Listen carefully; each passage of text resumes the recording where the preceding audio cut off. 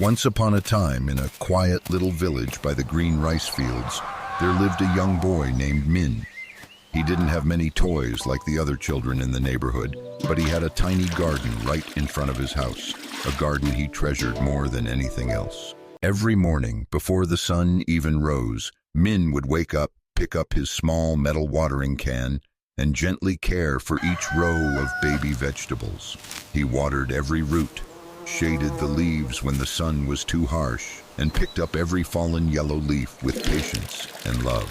People passing by often laughed softly and said, "Vegetables grown by a child will never grow big." But Min only smiled. He kept taking care of his little garden in the quiet, steady way he always did. One day, dark clouds gathered suddenly. The wind roared and a heavy storm swept through the village. Rain poured down, the wind knocked over fences, and many grown-ups' vegetable gardens were flattened by the storm. But the next morning, when everyone rushed outside to check on their crops, they found something surprising. Min's tiny garden was still standing.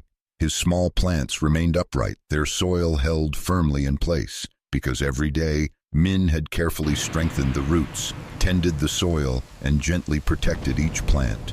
For the next few days, when the village had no fresh vegetables left, people came to Min's house to ask for a little bit of his harvest to cook their meals. And in that moment, everyone realized that the simple, patient care of one small boy had helped the whole neighborhood through a difficult time. From that day on, no one laughed when they saw Min watering his garden at sunrise. Instead, the grown-ups would nod with respect, seeing him as a small example of quiet dedication.